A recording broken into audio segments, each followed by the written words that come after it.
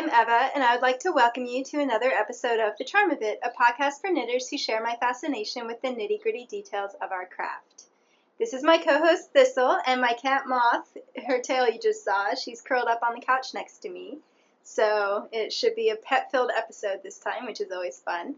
If you're a returning viewer, it is so nice to see you again, and if you're a new viewer, I'm happy that you stumbled upon my podcast. I record two different kinds of episodes, and today is going to be the more extensive kind of episode. So in addition to talking about finished objects, I will also be reviewing a yarn and sharing a couple knitting passages from books that I've been reading. I'm not going to answer any questions today because I haven't talked about finished objects in 2 months, so that's going to take quite a bit of time. But I do plan to talk a little bit about buttons and button bands as my topic. So, let's see, is there anything administrative that I need to talk about? If you would like to participate in the survey, you can find the link to it on my last episode, and I talk more about that there. There's a sociology professor who has decided to do a study of knitting podcast viewers. So, it's an anonymous survey, and at the end, you can be entered to win an Etsy gift card, which is fun. And I believe that is all. I do have a giveaway to talk about, but I'm going to talk about that at the end. And Thistle is pretty shameless, isn't she?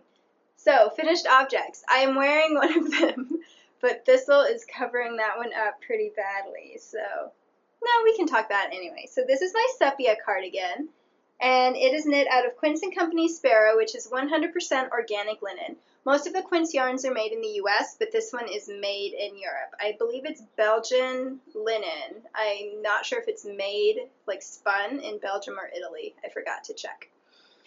And this is my third Quince Sparrow cardigan. I love them. It's the yarn that I'll be reviewing, so I'll save that till later. But every summer I knit a lacy linen cardigan. And then the weather cooperated so I could wear it for the podcast today. It's nice and cool outside. So this is a self-designed cardigan. You won't be able to find the pattern on Ravelry, but I did include all of the details of how I did it on my project page. So if you enjoy making up your own sweaters, you could probably use those notes to make your own, or you could try to fit them into custom fit. I don't know. Let's see. This pattern, which is all over, I'm going to actually insert photos because my favorite view of this sweater is the back, and I'm not going to turn around on the podcast. So the all-over pattern is Shower Stitch, which is from Barbara Walker's first volume. And then on the sleeves, I did just a lace pattern running up the side, and it actually goes all the way up to my shoulder. That is the lace medallion pattern.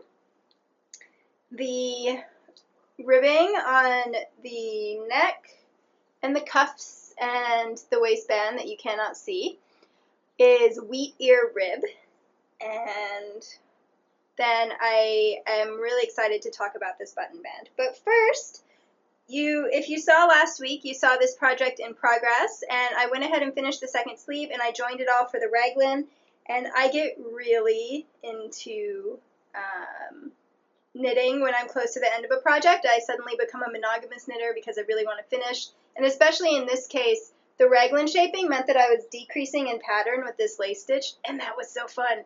So I kind of could not stop knitting on this project.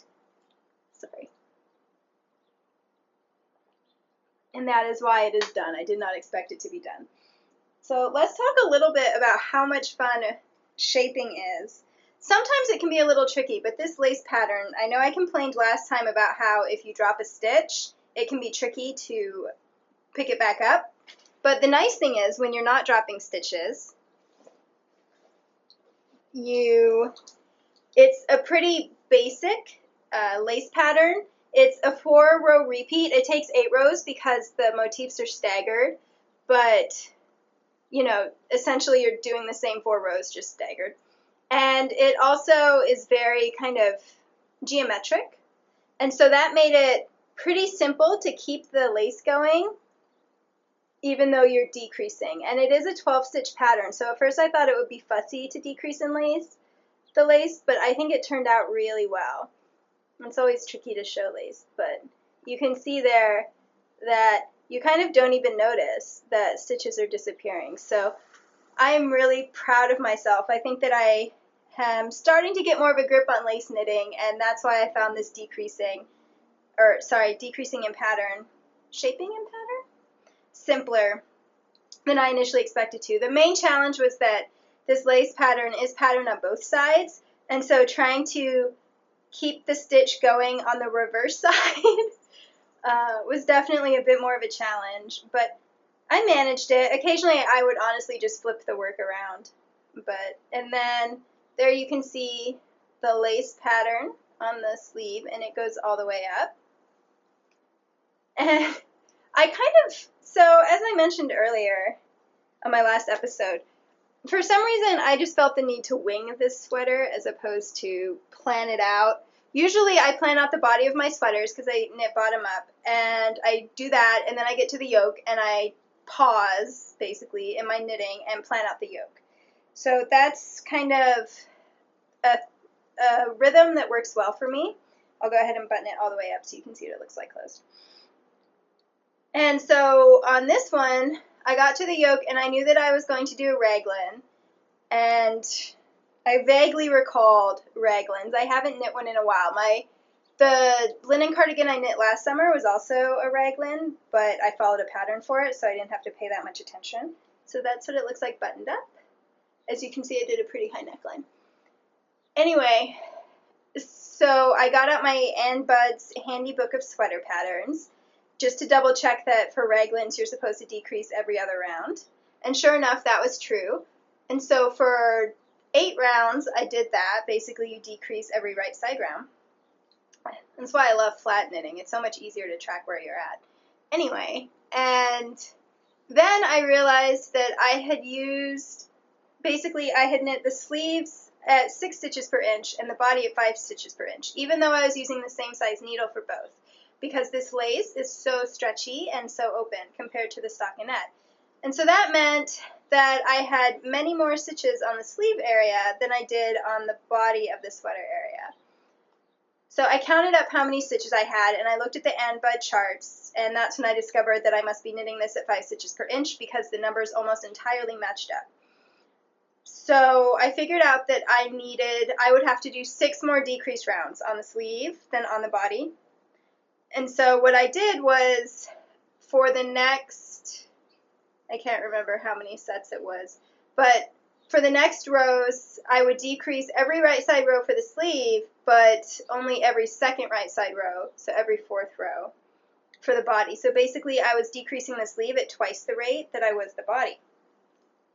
And once I had enough decreases that they all matched again, then I switched back to decreasing every other row on all the parts.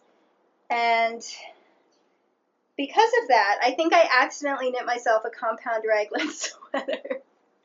And it fits really well. The other raglans that I've knit, I get a little pooch of fabric right about there. I'm going to have to start a new segment.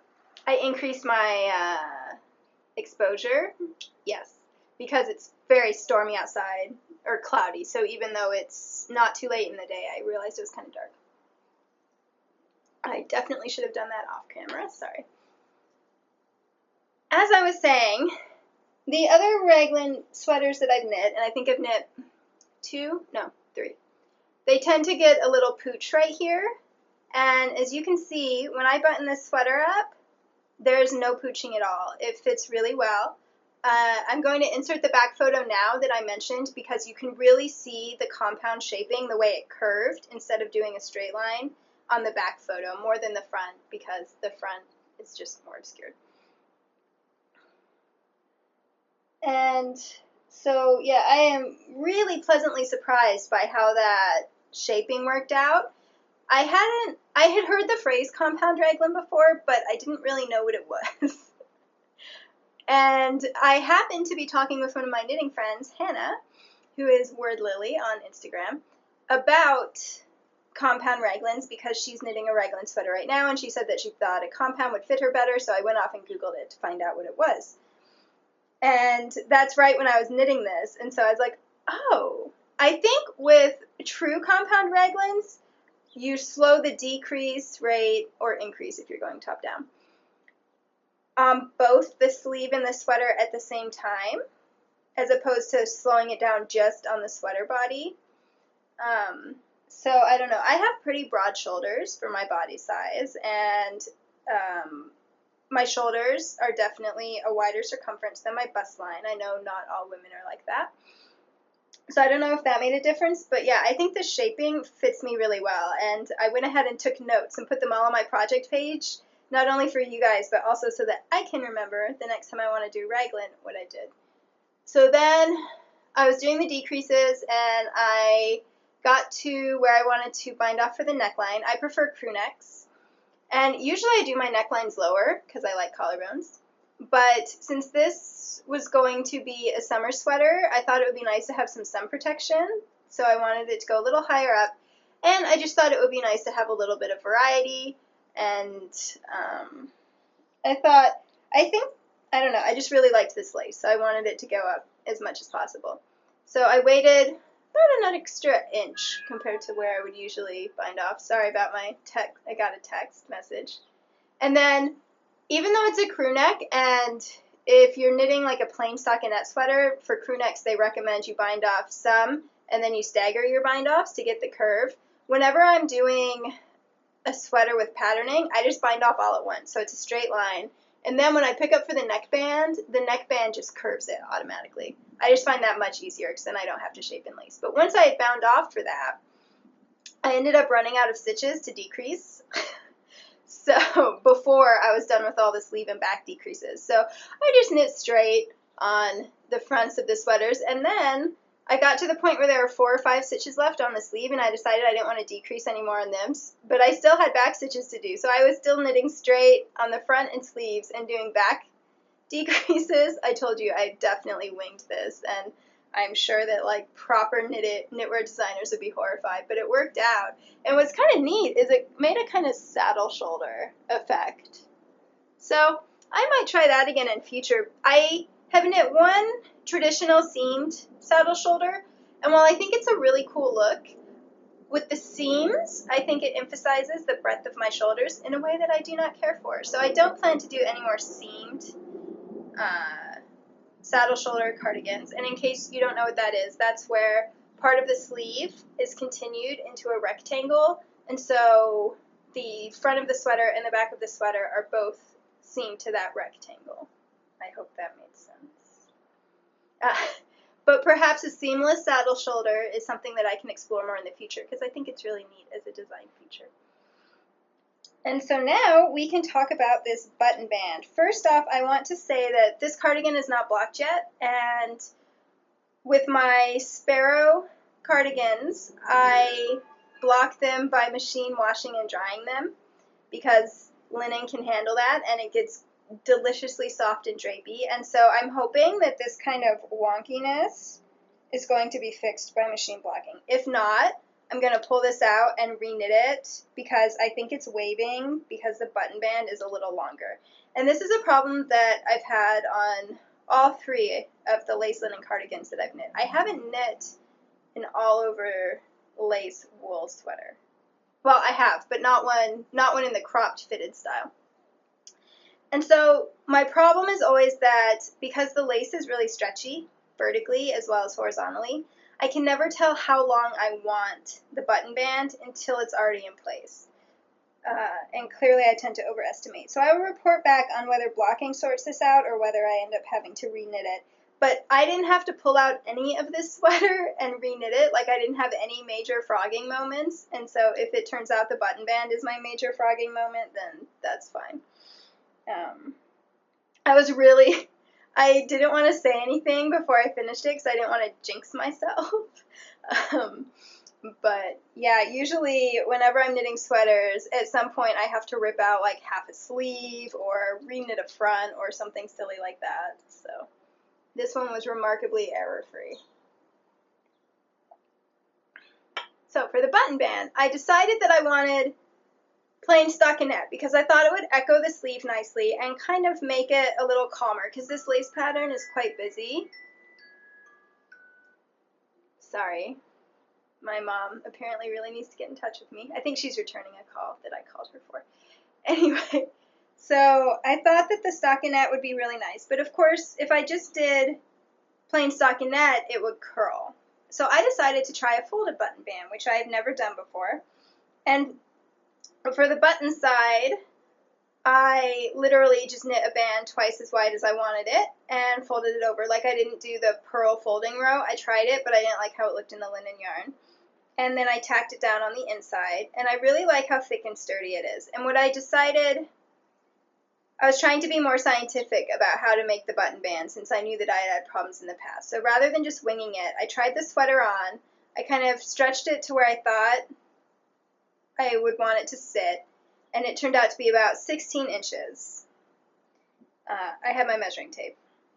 And so I decided to knit a 16-inch button band. And I was getting 6 stitches to the inch, so that meant that I needed 96 stitches in my button band. So I went ahead and counted the rows. It's much easier to count rows in patterning because each of these arches is like 8 rows. So I counted all the rows of my sweater so that I would know my rate of increase, or my rate of pickup. And then it turned out that I just needed to pick up 2 stitches for every 3 rows, which is the default rate of pickup that I use on pretty much all of my sweaters. So that was kind of funny that I'd done all this extra math work for no apparent reason. And now I'm thinking that maybe I should have knit a 15-inch button band, so if I do rip back, I'll probably make it 6, maybe 9 stitches less. Anyway, so that's how I did that. And then I was trying to figure out how I was going to do the buttonhole side. So I posted on Instagram, and I received some wonderful advice from a couple knitters whose names I'm not going to remember. I'm so sorry. I'm terrible with names. But they recommended I look into the Anna Zilberg buttonhole band. Okay, so here is my buttonhole band.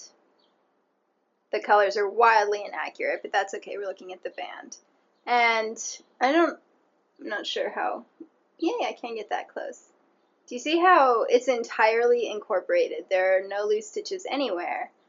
And I have included a link to the tutorial that I used on the project page in case you're interested. But it is done in such a clever way. So as you're knitting the first half of the button band, you put waste yarn in everywhere you want a buttonhole. And then when you're knitting the second half of the button band, when you get to the equivalent row on the other side, you do this like ninja grafting move where you're grafting every buttonhole and you're cutting your yarn and you have a million ends, but you don't have to weave them in because it's folded over. So it looks just as neat on the inside. Huzzah! Because when I first read the tutorial, I saw all the yarn cutting thing and I was like, oh, I'm not doing that in linen yarn. So yeah, you end up just square knotting the ends and then hiding them. So you graft, then on the next row you pick up a couple more stitches and you're knitting those, and then you're pretty much done. All you have to do is tack it down, and then the best part, like once you've tied all the knots and tacked it down, you pull out the waste yarn and the buttonholes just appear. It was definitely one of the most fun ways that I've ever knit buttonholes. I did not want to experiment on a 96 stitch buttonhole band with 8 buttonholes. So what I did was I used the same yarn and the same needles, but I just had a little bit of leftover from the sleeves and stuff to practice. And the first time I practiced, I definitely grafted into the wrong place, and when I pulled out the waste yarn, I had live stitches hanging out, so I'm really glad that I practiced. And the tutorial suggests doing the buttonholes over 3 stitches, but in my practice stitch, the 3 stitches were too big for my buttons. I had already decided on these buttons. So I went ahead and only did it over 2 stitches, and of course that meant a little less grafting. The tutorial looks incredibly intimidating at first. When I first read it through, I thought, I don't know about this. And it was actually more difficult in the practice swatch because I just did a tiny little square. Let's see if I can find it in the chaos that is everything I need to talk about today. Yes, huzzah. I'm sorry, I will stop huzzahing. So, tiny little practice buttonhole square. And so, because it was so small, it was actually fiddlier. Come on, camera. So, and this is actually my third practice. I also tried it over just one stitch, and my button did fit through that, but it also seemed to kind of stretch a lot, and it didn't go back to its nice vertical neatness the way that the 2-stitch and 3 stitches did. So I decided that 2 stitches would be the best compromise. And you can see that the top one seems to be staying rounder, but these middle ones go back to being more slit-like, if that makes sense. So I'm really happy that I tried the button band out. I really like it. I think I might have knit it a little too long, but if after blocking it's still waving, oh, waving is such a pet peeve of mine on button bands. So if it's still doing this after blocking, and honestly I've noticed that a lot of times when I put it on, if I just pull it, then it pretty much behaves itself better. Anyway, then I will pull it out and knit it a little shorter, because I'm pretty sure extra length is why it's doing that. See, there's too much length right there. You can pinch that out. So maybe I should go like 2 inches shorter in the button band. I wish that there was a way of telling, so I guess we're getting into the topic now, whether button bands are going to work without actually knitting the button band and then sewing all the buttons on, but I have not found it. Like, I've tried safety pinning the buttons on, but it just doesn't give you the same effect. So that's the frustrating thing about only knitting cardigans. I feel like I haven't mastered button bands yet, but it's a learning process. And I have plenty of yarn left over, because the other thing I'm not looking forward to if I have to reknit this is trying to unpick all the sewing. So if I really wanted to, I could just cut it off. I did weave ends from the body into the button band though, so it's probably not the best idea, but I could like cut it at the fold a bit. We'll see. What else is there to talk about on this? The buttons. These were actually on the other cardigan that I'm going to show you, that I finished in May, and I ordered them online. And I really liked them in theory, but in practice they were a bit too shiny for that sweater.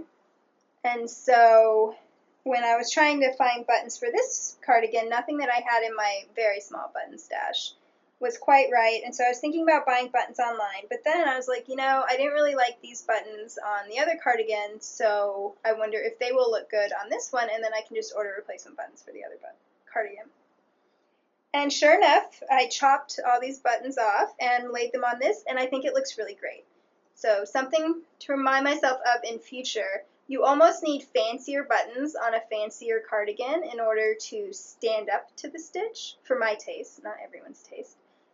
Whereas on simpler cardigans or more matte cardigans, I think that I prefer a less strident button. Strident is too harsh of a word. A less diva-like button. Basically, I don't want the buttons to upstage the cardigan, so that's just something for me to remember in future. And while we're talking about, since I've decided to just include the topic in with my discussion of these 2 finished sweaters, I didn't have too many issues with wavy button bands until recently. And I think that one of the things that's causing the waviness is that I used to always use flat buttons, like, you know, the ones with holes, and then I would just do a little thread shank while I was sewing it on. Is it a shank? Yes. But the last couple sweaters I've made, I've used buttons that already have a metallic shank, and I kind of think that that might be part of the issue.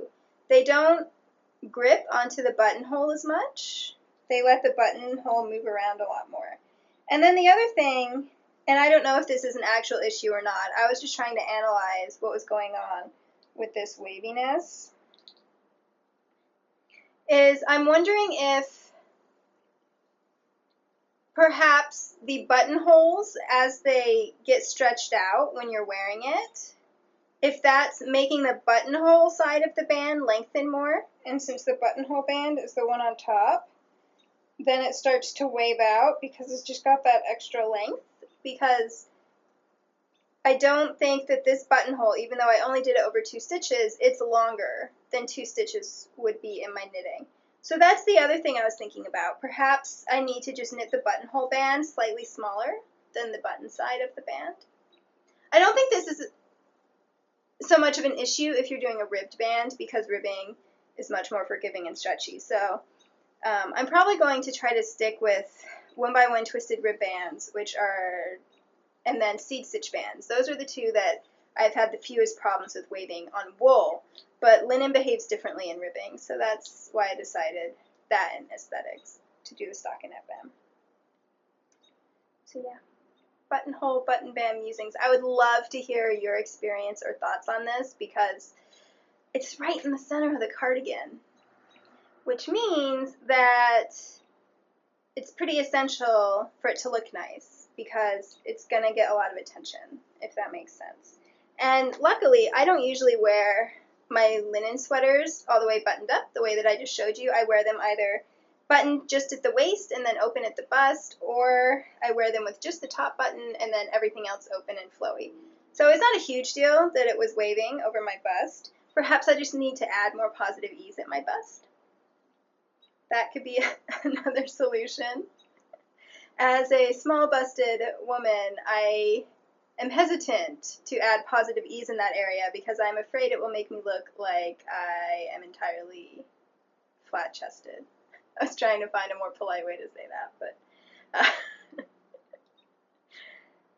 but perhaps that's what I need to try. So if you have any, as I said, opinions or experience or tips about making sure that button bands don't wave, I would love to hear them. The other thing that I always do, and in case you're a newer viewer, I always make sure that the buttonhole band is about 1/3 of the way towards the body, not in the exact half of the band, and I sew the buttons on 1/3 towards the body, not in the exact middle of the band. And I got that from Pam Allen of Knit FM, which was a audio knitting podcast, and you can still listen to them even though they're not putting up new episodes. I love that podcast. And I have been using that trick ever since I heard her talk about it, which was very early in my sweater knitting career. So that definitely helps with keeping the button band snug.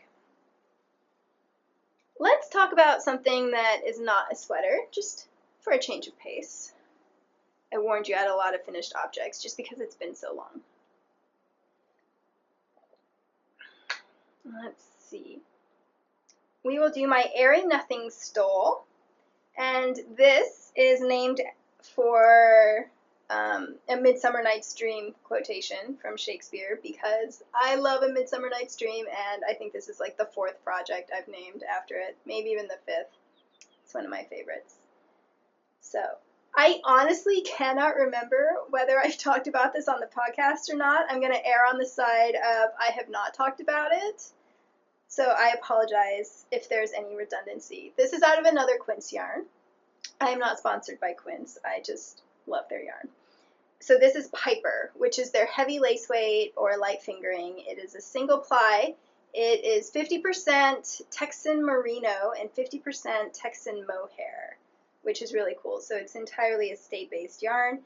And this is the colorway Abilene, which is a really beautiful gray with a lot of purple overtones to it. And here it is closer up. The pattern is free. It was published on Knitty, and it is the Juno Regina pattern. And I didn't really modify it. I might have made the body longer because I just split my yarn in half. Oh, so I did modify it. It's the way it's originally written. You start at one end, and you knit, and then you knit this whole body, and then you knit the other end, and she has charts for both. But I like to use up all my yarn when I'm knitting scarves, so what I did was I did half my yarn with this end, and I just knit until I was out of yarn. Then with the other half, I started again at this end, so I just used the same chart twice and knit until I was out of yarn. And then I grafted in the middle. This looks wonky because of blocking, not because of my grafting, and I will get to that in a moment. Other than that, I followed the pattern exactly, and I love the result. because I was using up all my yarn and it was very relaxing, like this whole body section is just a 2-row repeat and the wrong side row is purl across, so it was very relaxing. So I didn't really notice, but somehow I knit a scarf that's like 9 feet long. I am 5'3", which is 160 centimeters. Last time I think I gave myself an extra few centimeters. No, it's 160 centimeters. And 9 feet is a little under 3 meters, to give you context. So I can't even, hang on, if I wrap it like a million times, then you'll be able to see it. And it turns out, I think having a 9-foot scarf is so much fun. There we go. You can just about see it. So, yeah, so it was a happy accident. I loved knitting this. I am a very recent convert to knitting scarves. When I began knitting, the idea of knitting the kind of scarf that I like to wear, which is the pashmina style, so quite wide and very long, horrified me. I was pretty sure that I would start and never finish, and so I just stayed away from them altogether. So then when I started to get into neckwear, I tried knitting a few shawls, but I don't wear shawls very much. So then I tried cowls, and I do wear cowls. I love them, and they're much shorter than scarves. But recently I've decided that I actually really enjoy scarves as long as the body is super simple. It's basically my vanilla sock equivalent, and I'm completely happy to just knit feet and feet of it. And of course, it wasn't 9 feet before blocking. So that's also the nice thing about scarves. You get to block them even longer. And honestly, I mean, I blocked it hard-ish, but I mean, there's still plenty of bounce going on in that. So I don't know how, and as you can see, I didn't block it super hard. There's plenty of stretch that way too.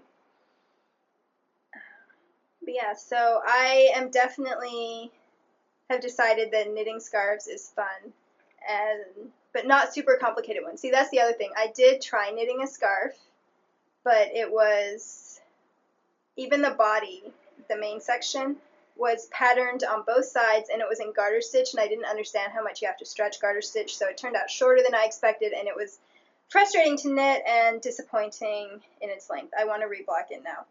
So that was the other reason why I just decided scarf knitting wasn't for me.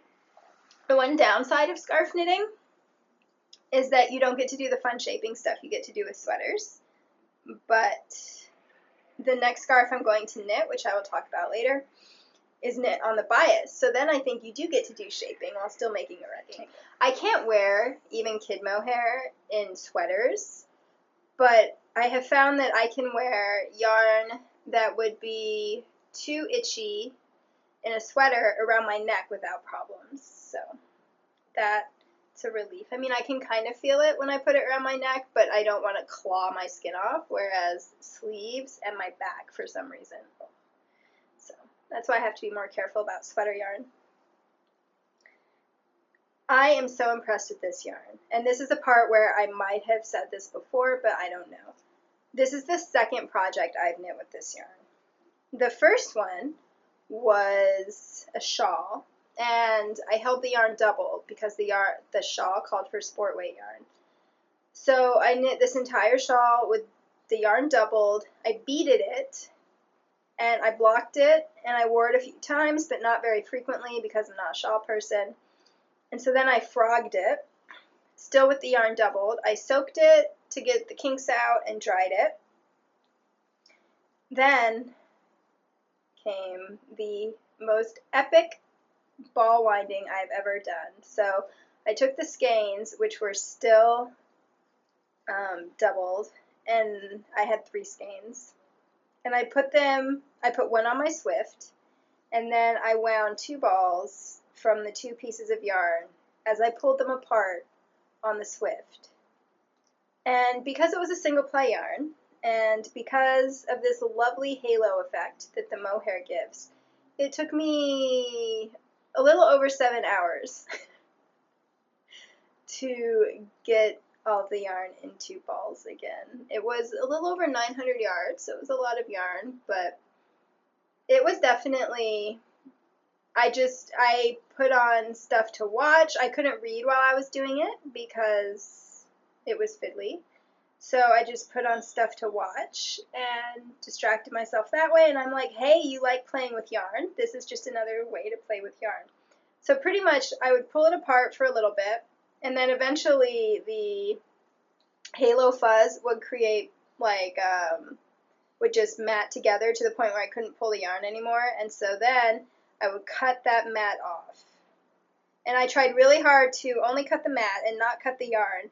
But, of course, sometimes I managed to snip the yarn too. And sometimes I had to break the yarn. So there were quite a few cuts in the yarn, and I just kept winding the same ball. And then as I was knitting, I just spit spliced them together. And it was really funny, because usually when I spit splice, I don't use actual spit. I dip it in my water, because I'm always drinking water. And then I rub it together between my hands. But I was knitting this while I was at a friend's house. We were watching American Gods. And this was the only project I had that was suitable for TV knitting. And there were more of us than there usually are, so there was someone about here next to me on the couch. And I was drinking a beer, and I didn't want to dip my yarn in beer because I wasn't sure if it would change the color. And I didn't feel like getting up for water, so I just, like, put the yarn ends in my mouth and then pulled them out and did it. And the first couple times no one noticed, but then, like, the third time I looked over, and my friend was definitely staring at me, trying to figure out why I had yarn in my mouth. So I had to explain what spit splicing is.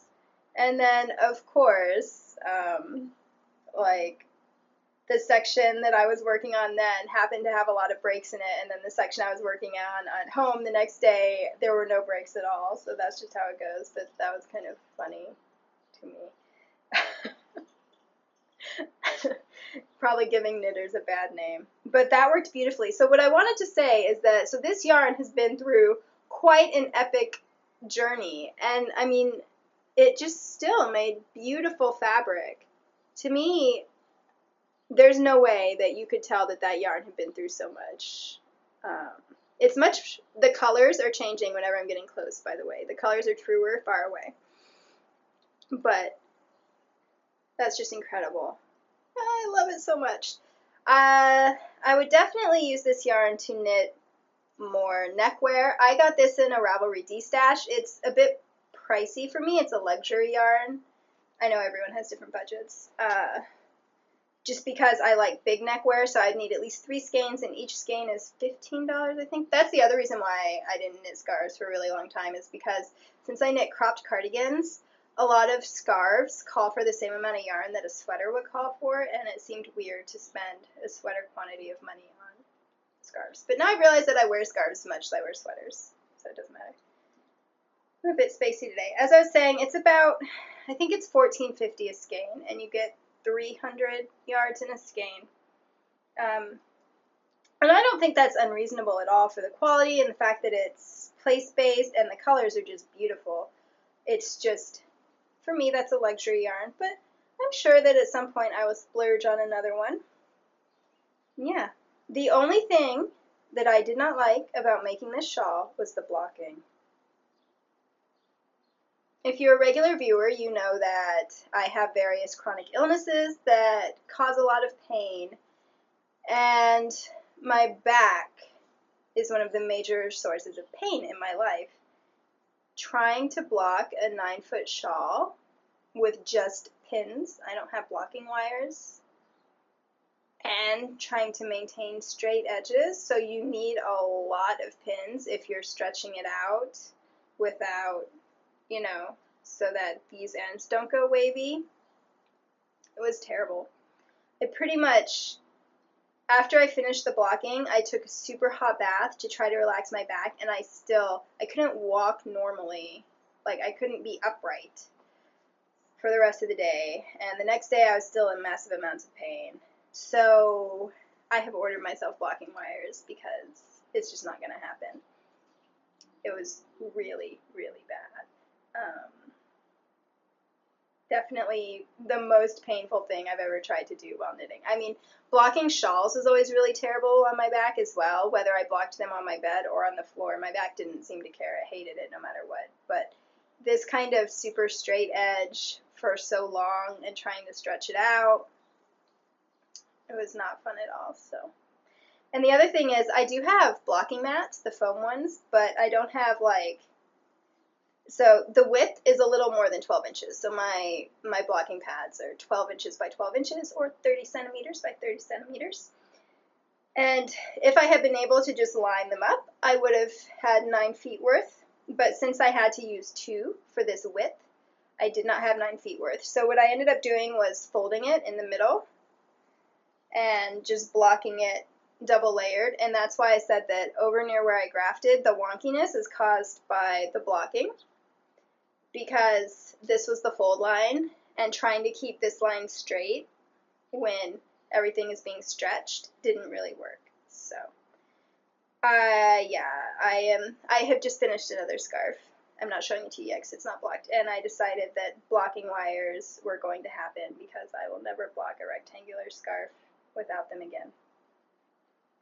So that is my Airy Nothing scarf, stole, I don't really know. And I'm super happy about it. Because finished objects are going to be the majority of this episode, I thought it would be nice for all of us to take a break from them and just read you an excerpt from one of the little passages on fiber arts that I came across in my reading. So this book is called A Midwife's Tale, and it is by Laurel, Thatcher, Ulrich. I'll include that in the down bar. Excuse me. And she is one of my favorite historians. She focuses on women's social history. So by that, I just mean the lives of everyday women, reconstructing them, which is a difficult job because women did not leave behind as many records as men because they weren't legal entities.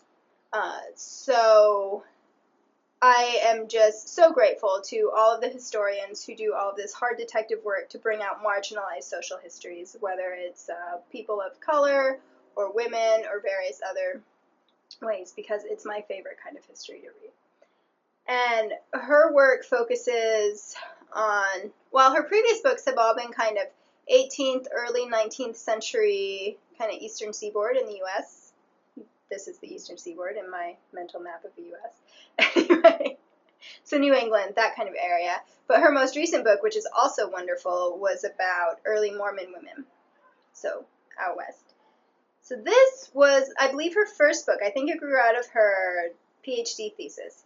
And it is based on a diary that a woman named Martha Ballard kept. And she was a midwife as well as homesteader in Maine in the late 1700s, early 1800s. And she kept just a simple diary of her daily life for decades, which is very rare for women.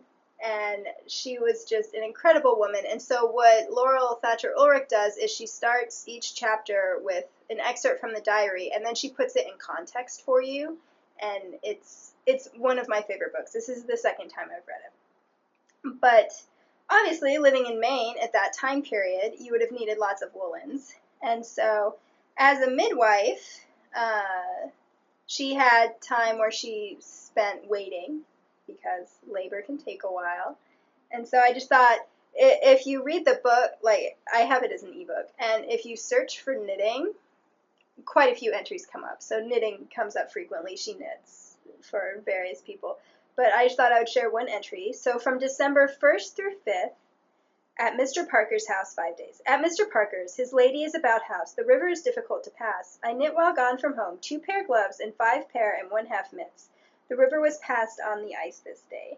So that is her actual diary entry. She was like crossing frozen rivers and then like sledding and fording and occasionally falling off her horse. I mean, this was adventure midwifing. Anyway, so I just thought that was fascinating that in 5 days she could knit 2 pairs of gloves and 5.5 pairs of mitts. It's pretty impressive. In another entry, I think she knit like 3 pairs of socks while she was waiting for this woman to go into active labor. So, fast knitter. Probably vanilla knitting, huh? So that was a nice break from finished objects. Let's see. I think I will talk about socks next. So these are my Heart of Fairyland socks, which are named after Cathrynne Valente's Fairyland series, which start with the girl who circumnavigated Fairyland in a ship of her own making. And I know that title sounds kind of cutesy. It put me off, but it's actually an amazingly beautiful series. And I will be reading an excerpt from it later because it also has a fiber thing. Valente, it might be Valente. Anyway, she's a knitter herself, so that's fun. So these are named after something that's going on in the 5th book, which is the last one and the one I'm currently reading. And you saw these on my last episode if you watched. And I really love how they turned out. So this technique is called rositude or rusitude. I do not speak Estonian. And it's a really cool way of doing, you're basically weaving the yarn so it ends up looking embroidered. And this teal is Quince & Company Finch in Peacock, which is left over from some other socks that I knit, and I used it for the cuff and the toes and the embroidered bit. And then the speckled is Plymouth Happy Feet in the Tuscan Spice colorway. And I love them so much. I love all the different colors in the speckles. This is the first time I've knit with speckled yarn, and now I really want to use it for all kinds of things. And I love how the embroidery kind of highlights the speckles. Here's how they look when they're on. I forgot to grab my little cardboard sock blocker. Look at all the colors. So pretty. This is a free pattern. And in addition to the embroidery, she includes directions for arch shaping.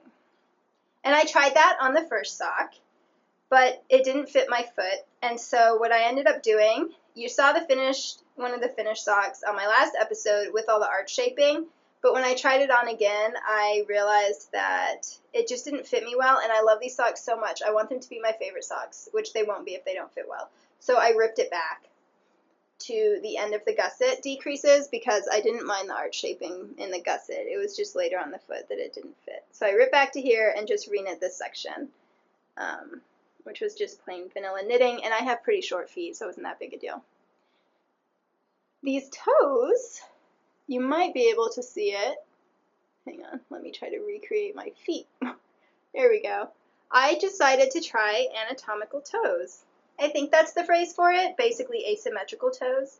I have not tried this in the past because it seemed like it would be really annoying to have to remember which sock was for my right foot and which sock was for my left foot. But because the embroidery is only on the outside, the rositude, these were already divided between right and left foot. So I thought, hey, I might as well try changing my toe shaping because the way my foot is shaped, basically, like, my big toe is significantly longer than all the other toes, and while these come in, really my big toe is kind of flush with the side of my foot. I don't have, like, tapered toes. And so even though regular round toes fit me perfectly fine, I thought that having a little more space for my big toe might fit even better. And when I tried these on, oh my gosh, I loved them so much. I think that I am going to do anatomical toes for all my future socks. Because it seems like a little difference, but I don't know. It just made the fit of hand-knit socks fit even more wonderfully than they already had in the past. So. And I just winged it. Basically what I did was kind of like the raglan shaping. I did on the outside, so the pinky side of my foot, the decreases are twice as fast as the big toe side. And that worked really well. Oh, sorry, I'm covering up my mouth. That worked really well. So definitely going to do that again. These only took 50 grams of this color, the main color, and I forgot maybe, I don't know, 12 grams of the contrast color, so I have enough left over to make a hat or a pair of mitts or something like that. And I'm really pleased about that because, oh my gosh, this yarn. One more zoom. Oh, it's so pretty. I am back and with a quick costume change to talk about my other finished object, which is another sweater. This color is confusing my camera, so I switched my white balance a little. That's why everything else looks green, but at least the sweater color is a little more true to life. When I had my normal white balance, everything else looked good, and the sweater looked fluorescent. So that's no good.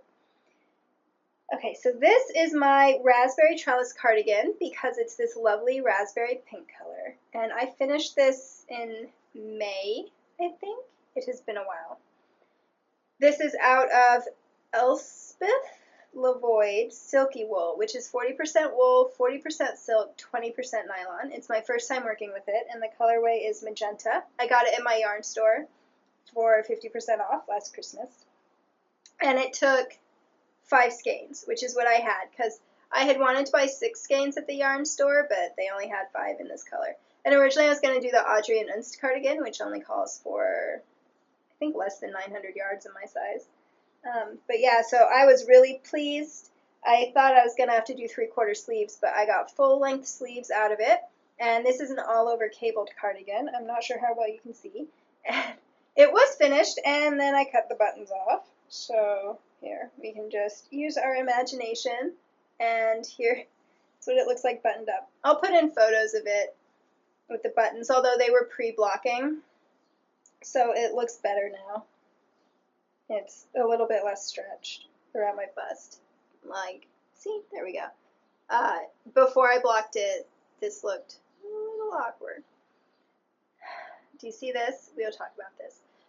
So I based this sweater on a paid-for pattern, which is the Boudicca? I think Boudicca is what the Romans called her, but she's not Roman, she's Celtic. So I think Boudicca is what the pattern is named. Sorry, you can tell it's been a while. Let's see. Yes, by Anne Podlesak. I've thought a lot about how to talk about this pattern, and finally I decided to just be perfectly honest. Based on this pattern, I would not buy another one of her patterns. I think she has a very beautiful aesthetic. A lot of her inspirations are fairy tales, which I love. But the way that the sweater was written just didn't work for me. First, the formatting of the pattern, I don't think I have it anymore. But instead of being like columns of print, it was just paragraphs, and then all these numbers were smushed up together, so it was really difficult to read. I suppose if I had printed it out and just highlighted my size numbers, that wouldn't have been quite so big a deal, but I like to read patterns on my phone, and it was just, so I didn't like that. There was also, the gauge was not in the pattern. That was really weird. So I had to go by the gauge on Ravelry. And the gauge stated that both these cable panels, not this one, the cables and stockinette should be 6 stitches to the inch. I don't really know how you could possibly have cables and stockinette at the same gauge using the same size needle, because cables draw in. So that confused me. I did not care for the way she wrote the yoke. It's a set-in sleeve, but she didn't go in that much at the sides compared to the other sweaters that I've used. And so you end up with this like fold of fabric. I mean, it's better when it's buttoned, but it's still just there. So that kind of bothered me.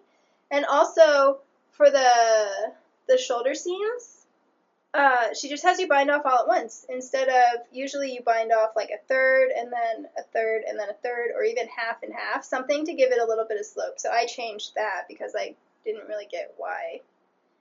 Like, I've never seen a sweater pattern that didn't have a little bit of slope, because I don't know anyone's shoulders that go like that.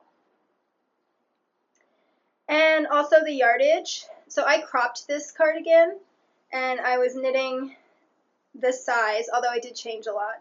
But basically, I used the amount of yardage that she said I should use for a sweater that was about 5 inches longer, just on this sweater. So I don't know what was going on with the yardage with the 32-inch sizing. So for all those reasons, I I would not spend $7 on a pattern that I had to alter this much again. To me, the point of buying a pattern is that you don't have to do all the work yourself. But I do think that her design aesthetic is beautiful. And what was I going to say? Oh, so the back of this sweater is actually one of the prettiest parts. Again, I need to just start interacting with people from the back so that they can admire all my pretty hand knit cardigan backs. Do you think that would work? Isn't that beautiful? So this back panel is entirely from her pattern, and that's why I said I think she has a beautiful aesthetic. I really love the combination of the big braided cable with the little baby cables.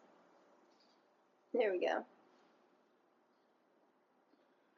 And I just think it turned out very beautifully.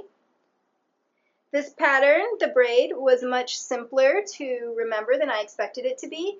It follows the same rule as twisted stitch knitting, which is that you're always alternating which angle you're crossing the cables at. So that makes it a lot easier to remember. If you've just crossed everything this way, then you're crossing that way. And once I noticed that, and I learned that when I was knitting my Melusine cardigan, which I did a lot of twisted stitches on, and at first I was just completely overwhelmed because you're cabling on both sides and trying to remember which direction everything was going in. But once I realized that there was a rhythm to it, which there usually is in a lot of the old kind of folk style stitches, because obviously these women didn't have graph paper and handy iPhones and that kind of stuff. So they had to be able to track it in their head. So usually there are patterns that help you keep track of it. Anyway, so that was really cool. I changed the way that the ribbing worked. I can't really remember what it was in the pattern. I just know that I decided to grow the cable that way. And then since I wasn't sure about yarn, I knit the sleeves top down. They're separate. I didn't do that thing where you pick up and then do the short rows and then knit. I knit it separately and seamed it in. I just started at the top of the sleeve cap and worked down. I'd never done that before, but all I did was take directions for knitting bottom up and reverse them, and it worked out really well. I added this cable to the sleeve. Perhaps you can see it. There it is. And then the other major change I made as far as the cables go is I added this mini braid to the front because I thought it would be really nice to echo what was on the back, and I have that Twisted Stitch Knitting Dictionary, and it had a braid that was exactly the same, just smaller. So that was really simple. I definitely did my own thing as far as the stockinette panels, which is where all the waist shaping happens, because I just wanted to make sure it fit. I didn't want the cables super stretched out. So this is not representative of what the pattern will result in. And then for the neckband, I just did an I-cord bind off, which I'm pretty sure was not in the pattern either. But I had done the cables up pretty high, so I didn't want a neckband that would close that neckline any further. I am back to normal white balance. Woo, fluorescent. And I'm really pleased with how this looks, but I'm a little worried about how it's going to wear. So I wanted to try the silky wool because it was only 40% wool.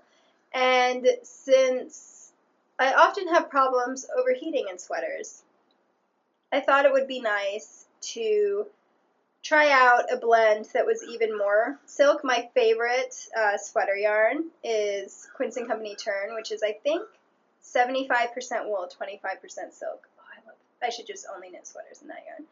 Anyway, so I thought that if I did one that was even more silk, it would be nice for transitional weather, and since it was on sale at my yarn shop, I thought it would be nice. But this is weird yarn. So when you're knitting with it, it really doesn't have any wool bounce at all, despite the 40% wool. And so it feels, I don't know, kind of, it felt more like knitting with like a cotton silk yarn than a wool silk yarn. So I wasn't a huge fan of knitting with it, even though I think it does have nice cable definition. And I love the heathery tones. See, I told you it was fluorescent. And then it's not itchy. Like, it doesn't make me want to start clawing my skin when I wear it, but it's almost like rough, like sandpaper rough. It's weird. I did have to pick vegetable matter out of it while I was knitting. That doesn't bother me too much. But yeah, it's just a weird yarn. So I'm reserving final judgment until I wear it a few times, because I finished this and I think I got to wear it once before the weather got quite warm. So I want to reserve judgment until I've worn it a bit more, washed it a bit more, because it seems to be a really popular yarn on Ravelry. But I would certainly never buy it at full price, because full price it's $10 a skein, and Quince & Company Turn is $9.50 a skein, and I know that it was ethically manufactured, and I love it. So, but at half price, or like from a Ravelry D-stash or something, I'm going to see how this one wears and decide. I promise it's not fluorescent. Anyway, and decide whether I want to knit with it again or not. It's definitely, it did not behave the way that I expected it to. So, we shall see. But I'm really pleased to have this kind of sweater in my wardrobe.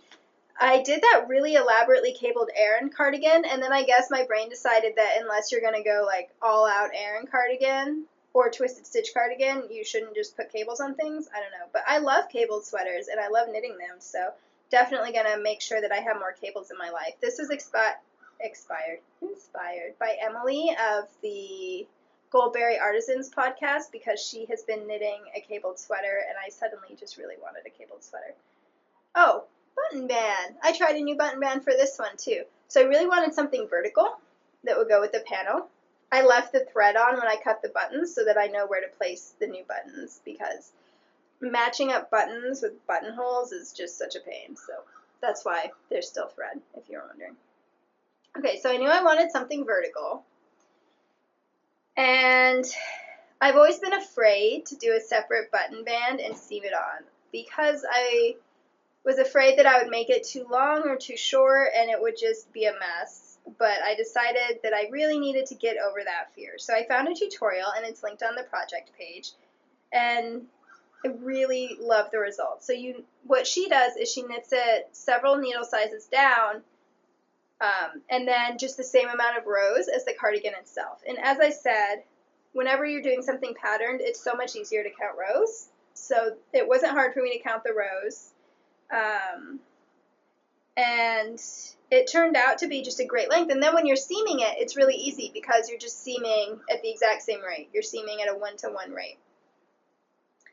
And so there's that seam. And the tutorial has you do, like, you knit 2, and then you do knit 1 ribbing, and then you knit 2. And because the ribbing closes up, it pretty much just looks like stockinette. And it's this really firm, really nice band. And the other thing that I hadn't thought about before I actually did it was, of course, when you're knitting something vertically,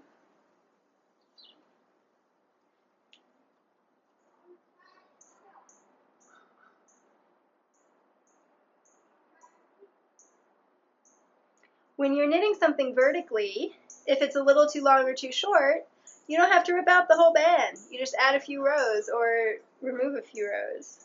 So I would definitely do this style button band again.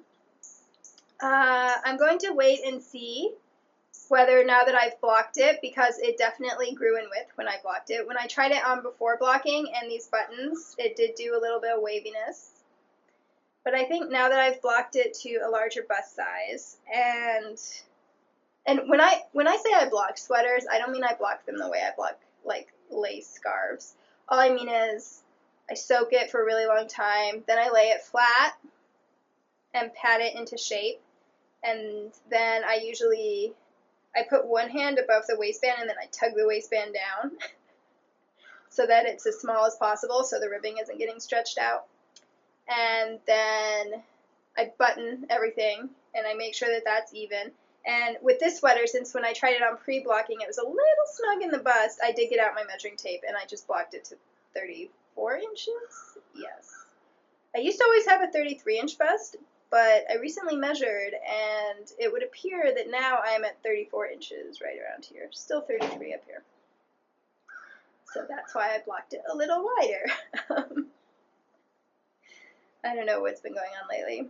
So that's how I block sweaters. I don't use pins or anything like that. That would just be way too much of a hassle for things that you wash as frequently as sweaters. So that is how I did the button band there. And then for the buttonholes, I tried out Tech Knitter's tulip hole button, which was fiddly. It was fiddlier than the Anna Zilberg button band, actually. Like, it involves a crochet hook and all kinds of craziness. But I really like how the finished buttonhole looks. And I know this looks really small for the buttons, which are 5/8 of an inch, which is, I'm not sure, a little over ½ an inch. So that's going to be a little more than 1.25 centimeters. Oh, wait, I do know because I buy them. They're like somewhere between 16 and 18 millimeters. That's the size buttons I always buy. Anyway, that seems really small, but honestly, if you make it any bigger, buttons start to pop out. So this will definitely, knitting is very stretchy. And, oh, hang on. See, it fits.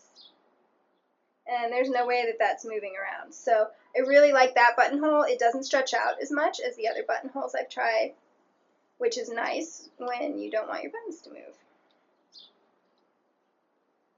So yeah, another new way to try bands. Since I always tend to make cropped fitted cardigans, I figure I need to be experimenting with other techniques just to keep things fresh.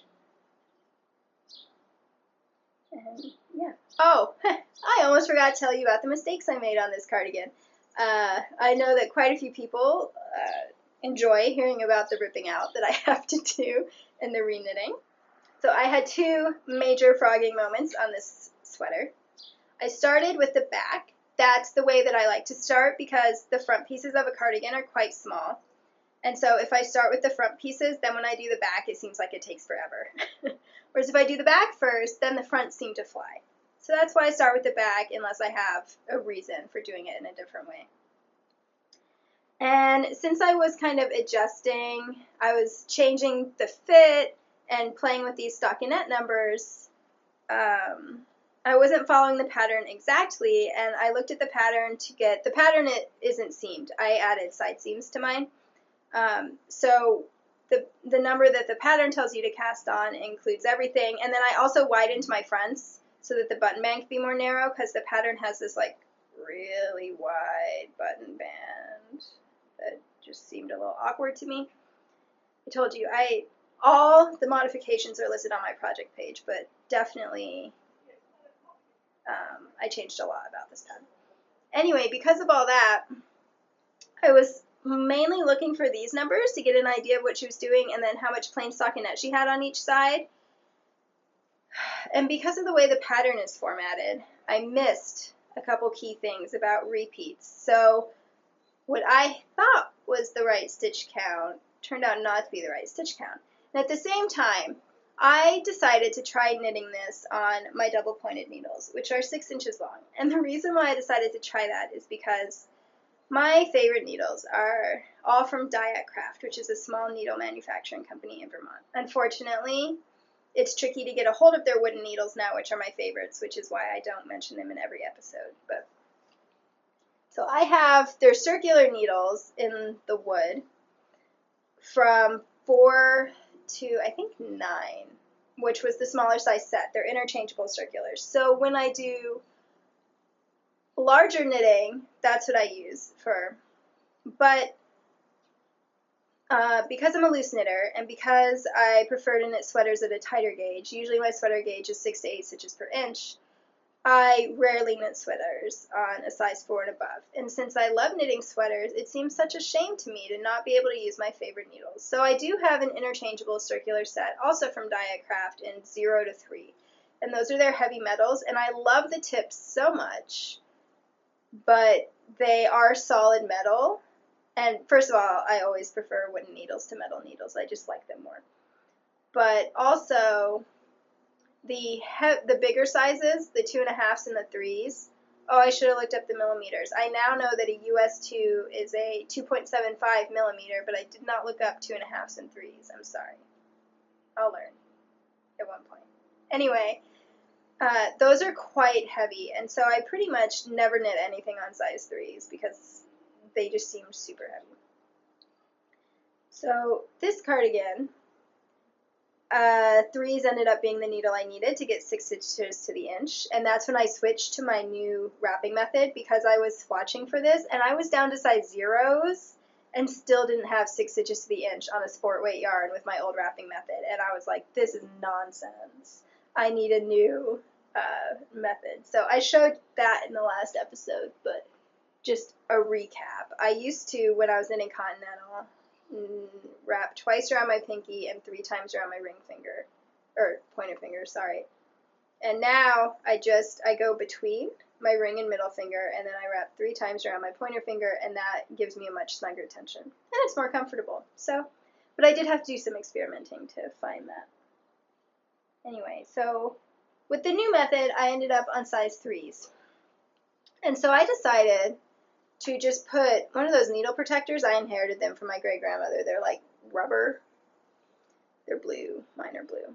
On one end, and just use them as miniature straights. So I knit my preferred cardigan method is sleeves in the round, so I can use my DPNs. And then the body in pieces. And so for the front pieces, using a 6-inch DPN is not a problem at all because I'm usually knitting between a 33 and 30, well, it used to always be 33 inches, but now between 32 and 34 inch bust. And the waist I'm knitting, usually the band, I'm aiming for about 22 inches, and then right above that, I aim for like 25, 26 inches, because my waist is 24 to 25 inches. Oh, centimeters. Okay, so the waist is around 60 my waist is around 60 to 62 centimeters, and so I do the waistband with negative ribbing, and then up here, a 33-inch bust is going to be a little more than 80 centimeters, I think.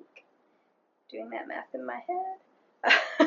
Anyway, and so since you're just knitting the front piece and you've got the button band, so that's already taking an inch or 2.5 centimeters out, and you've divided it in half. So each front piece for me is usually, let's see, 16.5 minus 1 is 15.5, around just over 7 inches at the widest point, and significantly more narrow at the waist. And 7 inches is 17.5 centimeters.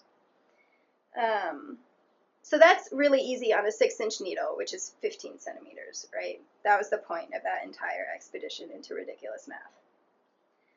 But the back, of course, is all in one piece, and it doesn't have a button band. So things did get squishy by the time I had hit my full bust measurement, because that is 16 to 17 inches on a 6-inch needle. So everything was really squished up.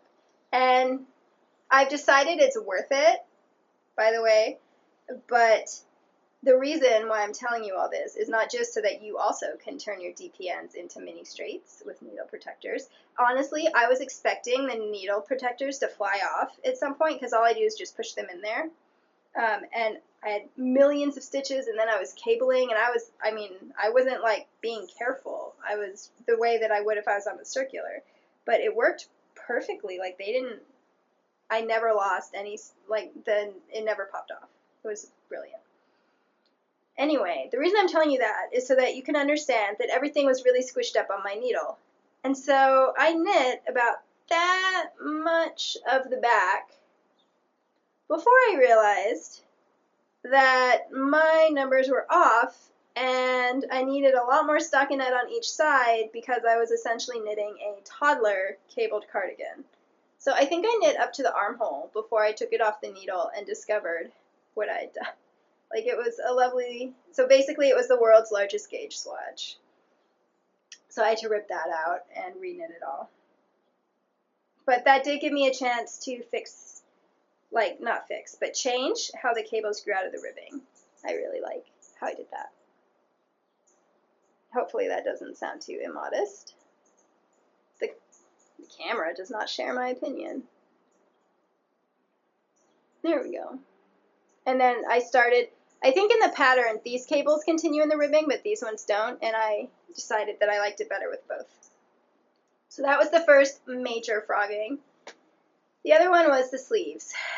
So I knit the sleeve cap, and then I joined to knit in the round. And remember that this was a new tensioning method for me. And I knit to about here when I realized that my gauge had tightened a little, and this was going to be way too snug in my bicep, especially since this little cable pulled in a little. So I ripped back to just a few rows higher than the sleeve cap, and then reknit that, and I think I had that much to reknit. And that's the story of those giant sweater mistakes, or reknitting.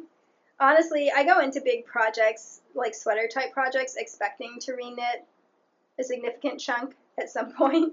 So whenever it happens, I mean, I'm not thrilled about it, but I'm not like plunged into despair or anything.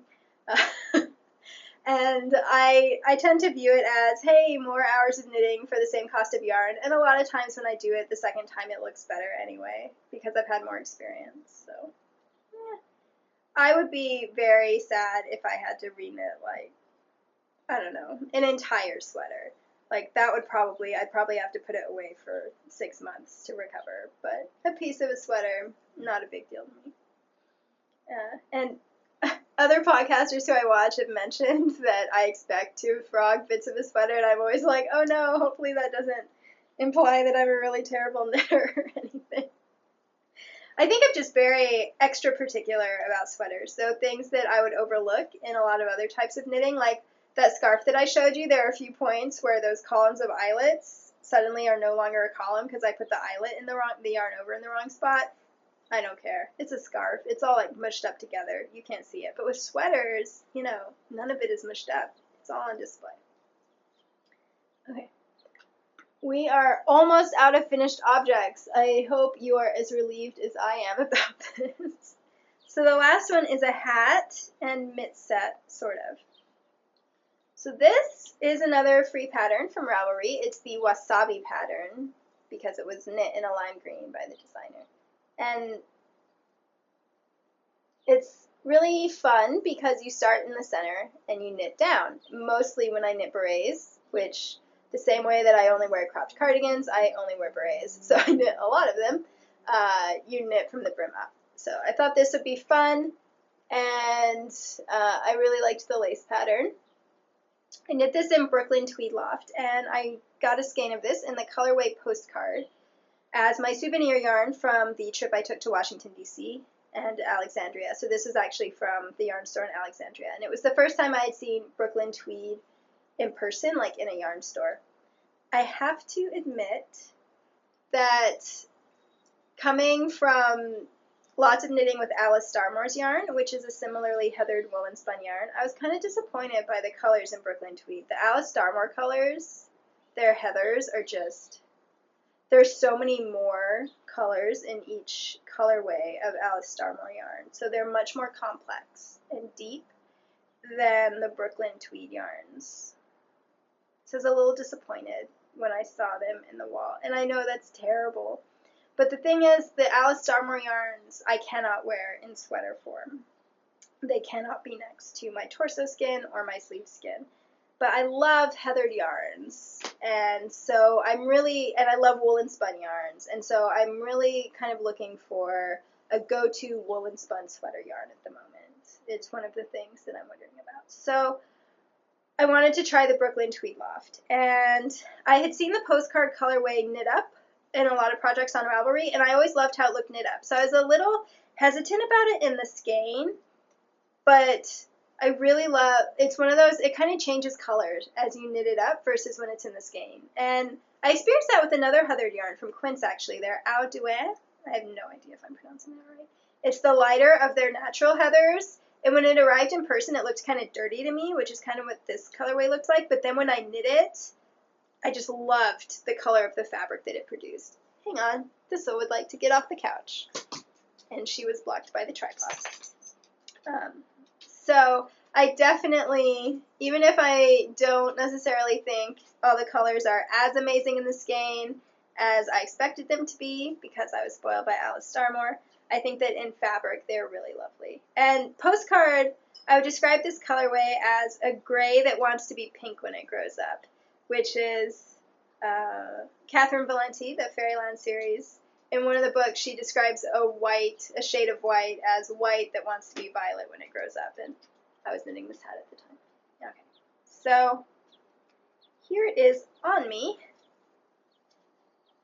It's looking much grayer, and let's see, does it look more pink there? A little more, and you can see the flecks of red.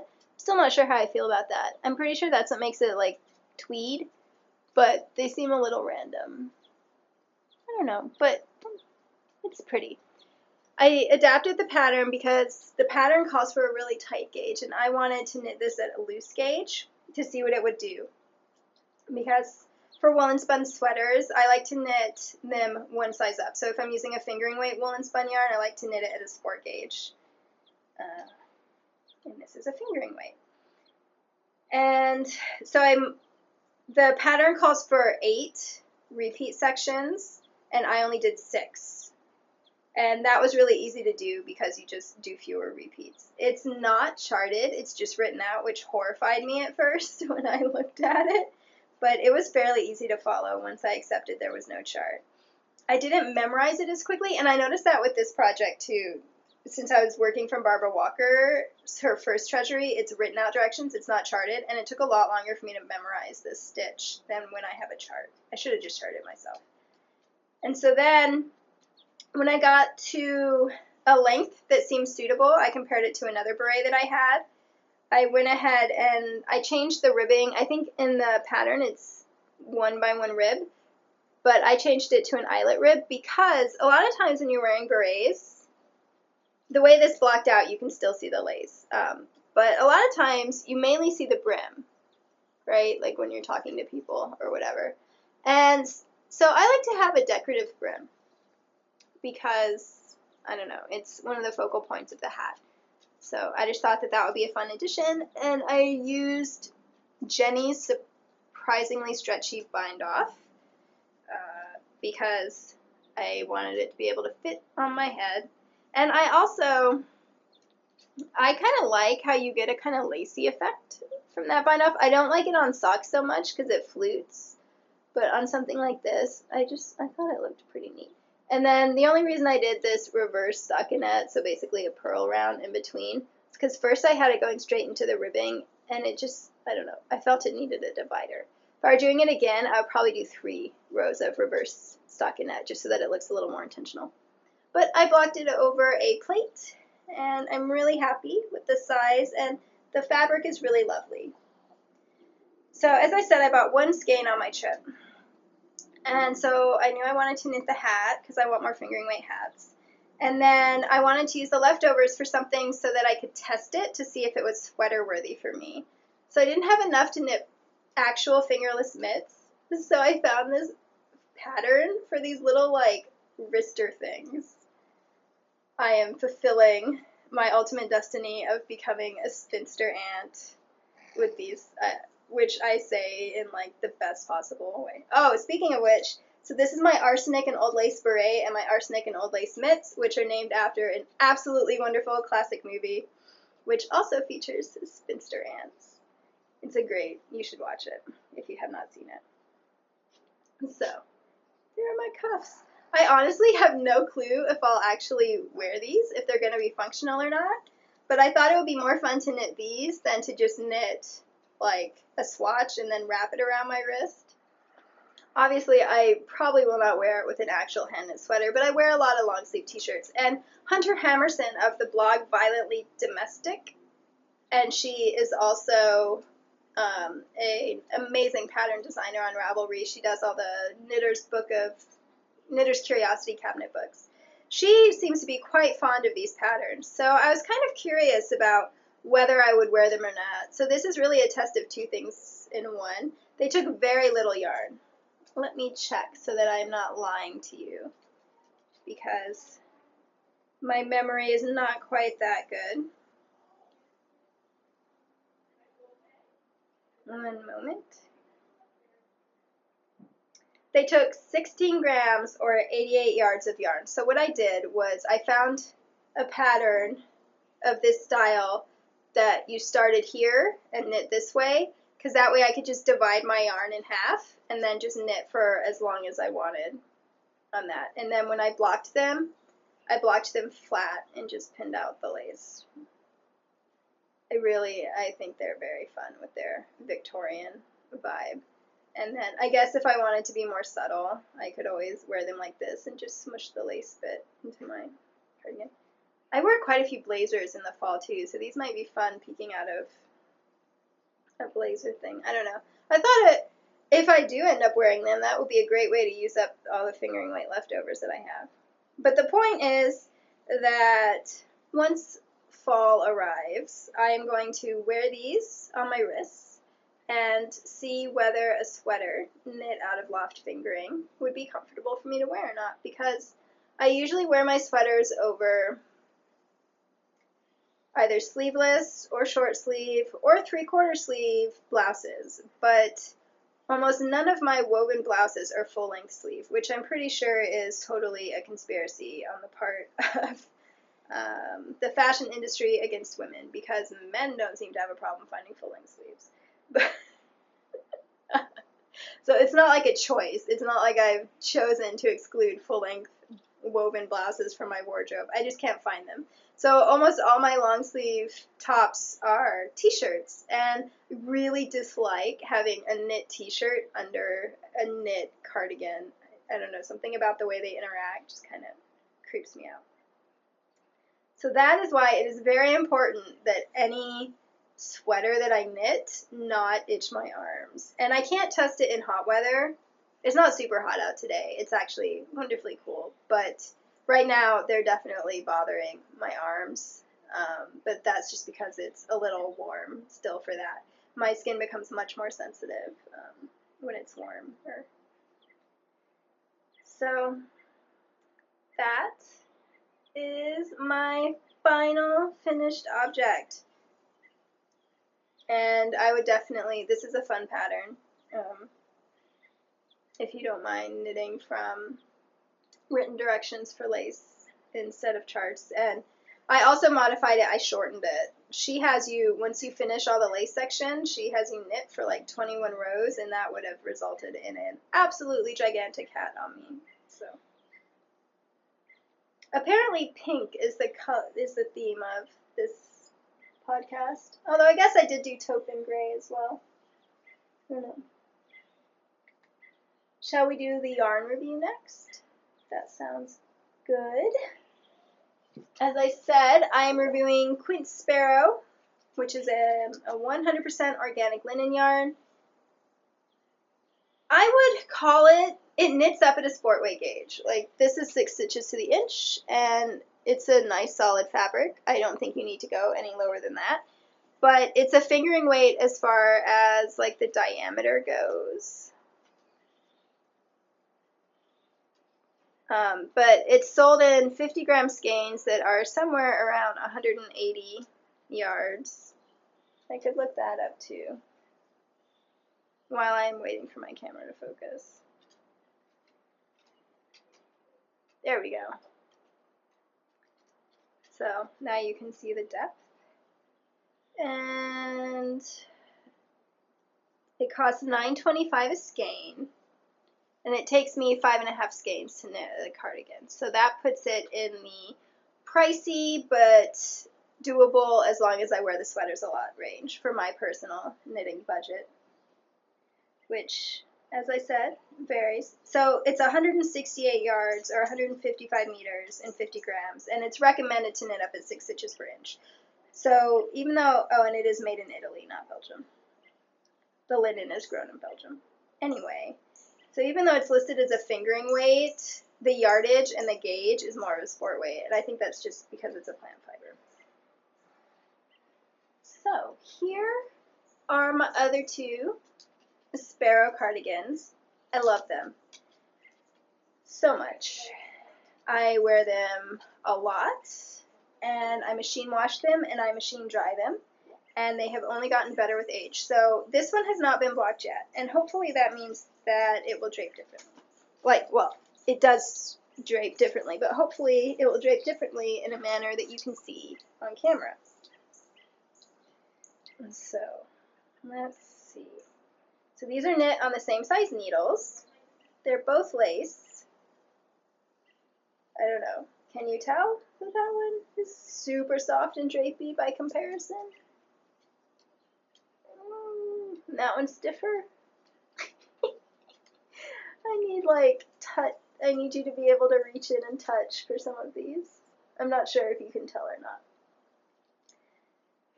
Okay, so this is my first one, and this is in the colorway Birch. Maybe. Now I can't find it. Yes, okay, so this was in Birch, which at the time was their only real gray option, and I wanted to start with a gray sweater because I wear a lot of gray. Now they have Moon, which is another gray option, and I probably would have opted for that because this is a little silvery for my coloring, but I still wear it all the time. And this is the honeybee pattern. Look, little tiny bees on Ravelry. I'll link to my project page for all the details. So this is the first one I knit. And this is the second one, and this is in Nanny Berry, which is an absolutely beautiful kind of antiqued rose pink. It's one of my favorite colors. It's pretty accurate. And my new one is Truffle, which is a beautiful taupe with kind of purple mauve hints.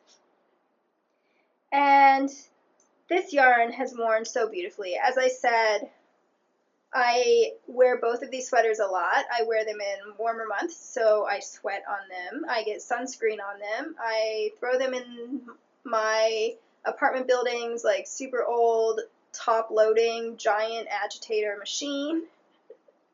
Then I throw them in the super old dryers and dry them on a pretty high heat because the dryers, if you try to do it on a more reasonable heat level, just your clothes never dry.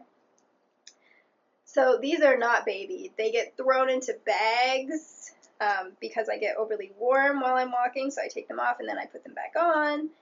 And honestly, they have held up so beautifully. So, I mean, you can see there's a year's difference in wear. Like a year amount of difference in pink versus gray. And the fabric looks the same. And here is under the arms for the oldest one. So this is 2 years old. And this one. I actually found my swatch from last year's pink sweater. So I will hold them up side by side, and the swatch has just sat in a box since I knit it. It was machine washed and dried once so that I could measure gauge. And the sweater has been worn a lot. And that way you can see that it shows, I mean, they look identical. They wear like iron. So to me, that's why they're worth the money. And they're so comfortable to wear. Once you wash them, even just once, they become really soft and drapey. And even my mother, who has incredibly sensitive skin, she tried on a linen blazer once while we were clothes shopping, and she got an instant hive rash thing. It was weird. I brought, I think, both of these home with me for Christmas this past year.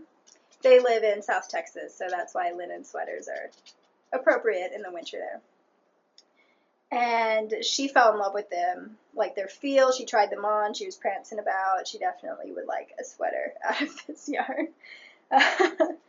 So, yeah, they just, I can't even describe how wonderfully comfortable they are to wear. And I have literally never even looked for another kind of warm weather sweater yarn because I'm just so happy with this yarn that I haven't needed to look anywhere else. The linen gives the colors this wonderful kind of iridescence, which I really enjoy as well. So from the perspective of wearing, I think it is an amazing yarn. But there is that little question of knitting. One moment, Thistle would like to come up on the couch. Come here, sweetie. There you go. She was not sure if the tripod would eat her while she was jumping up on the couch. Oh, you. Tripods are scary. Knitting. So this is not the easiest yarn to knit with. If you enjoy bouncy wool yarn, there's no bounce in this yarn whatsoever. I pulled over just like the first little scrap ball I found, which is, I think, Heritage Silk. So this is a superwash merino with a small amount of silk in it. And let's see, how are we going to do this? Okay, here's what happens when I tug. See how this one, the brown one, bounces and gives, and the taupe does not at all. So that definitely makes for a different knitting experience. If you're used to knitting with wool, then you might be a bit taken aback. So what I do is normally when I'm knitting with plant yarns, I knit right-handed. But with this yarn, when I tension the way that I do, right-handed, English style, I don't know if you're going to be able to see this, but the yarn just like flops around. It doesn't behave the way wool does. So I have found that my new tensioning method with Continental, which is the yarn through here and then 3 times around there, that is the best way I know of to keep this yarn tensioned. Because as soon as you're trying to alternate it between fingers, it starts kind of wanting to just do its own thing. Kind of like like a circular needle cable, if that makes sense. I don't know if you can tell, but that's jumping around. So that is definitely something to be aware of. The way that I manage it, and I do have a lot of arthritis in my hands, so I am prone to hand pain, is, first of all, I make sure that I'm alternating between a wool project, so I switch between the linen and the wool to give my hands a break, and I do fewer stitches in a row before a break with the linen yarn than I would with a wool yarn.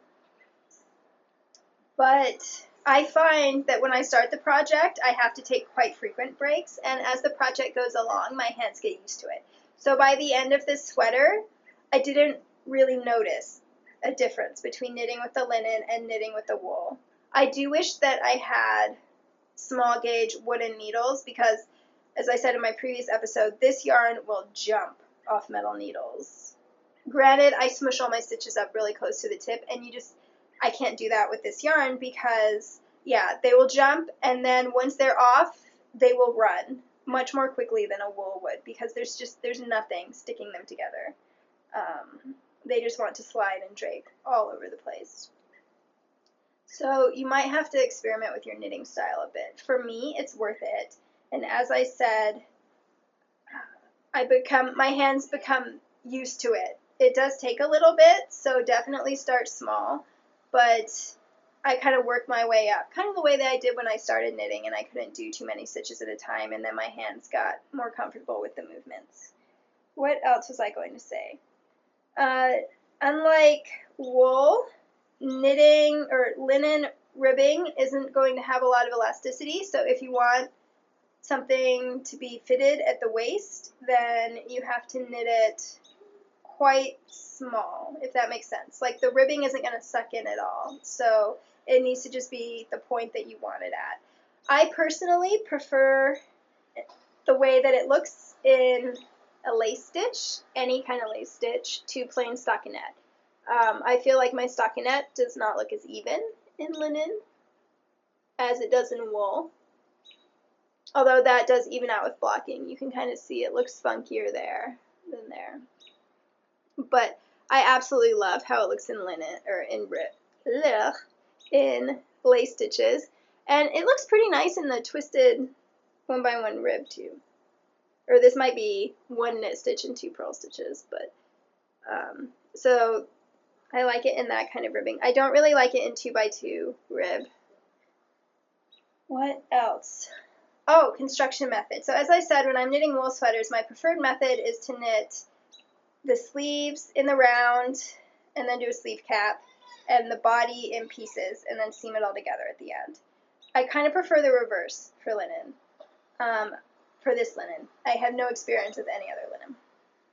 I found my first cardigan, I did knit the sleeves in the round, and they bias a bit. It's not a huge amount, but it does happen. So for last year's sweater and this year's sweater, I just knit the sleeves flat, and I seam them up.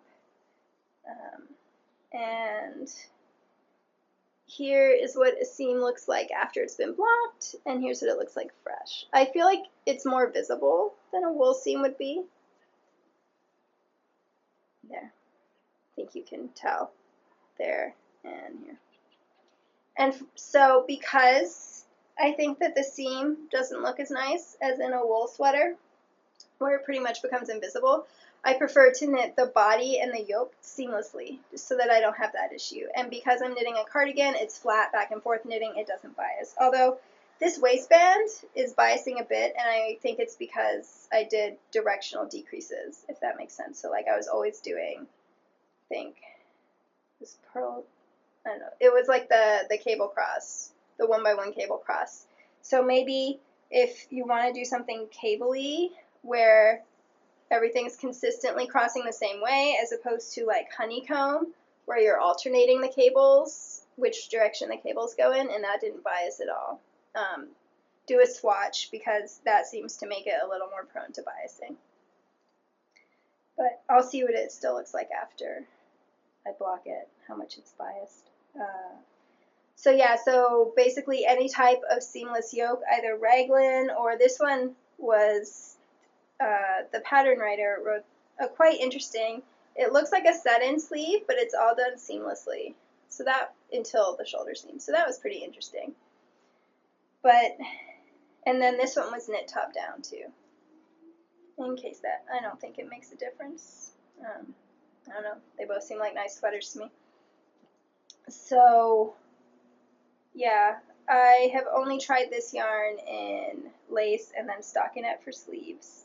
And I guess the honeycomb pattern. But yeah, I just think that it's made for lace knitting because it's such a strong yarn, so you can do very open lace work without any worries about snags or anything. As I said, it's 100% organic, so, and linen has a much lower environmental impact when it's being grown than cotton does. And so that's the other reason why it's my main summer sweater, is because I feel much better about the environmental impact. Since it's made in Europe and shipped over, it does have more of a carbon footprint than the other Quince & Company yarns. But I think that all the benefits of using the organic linen outweighs that downside. And I think that that's all I can say about the yarn review. If you have any questions about the yarn, feel free to ask away. I will be including links to these 3 projects in my show notes. And yeah, it definitely, as I said when I was knitting my first sweater, the yarn kind of feels like very fancy, very soft twine when you're trying to tension it. But now that I have this new method of tensioning, it's so much simpler. But it there's no give to it. It's more twine-like than any of the cotton blend yarns that I've worked with. But it's not, I have seen other linen yarn in the skein in stores, and this is much softer and drapier even in the skein before you wash it than the other linen yarns that I've seen, which are much crisper almost, and they seem like they would fight you even more, whereas I don't know, this one, I'm very prone to hand pain and I can manage it, but your mileage may vary. Maybe get one skein and, like, I don't know, make some dishcloths or something. I think linen is antimicrobial, so you make cool dishcloths. And so that you can test it before spending a lot of money on a sweater's quantity. The nice thing about Quince & Company, if you live in the US, is that their shipping is based on the actual weight of your package. So if you're only buying one skein, shipping is like $2 to $3. It's not like the $6 flat rate shipping, which always makes it hard to try a sample skein.